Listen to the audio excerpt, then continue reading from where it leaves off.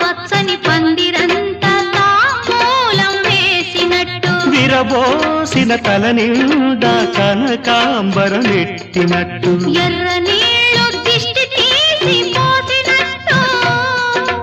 ఎర్ర నీళ్ళు దిష్టి తీసి పోసినట్టు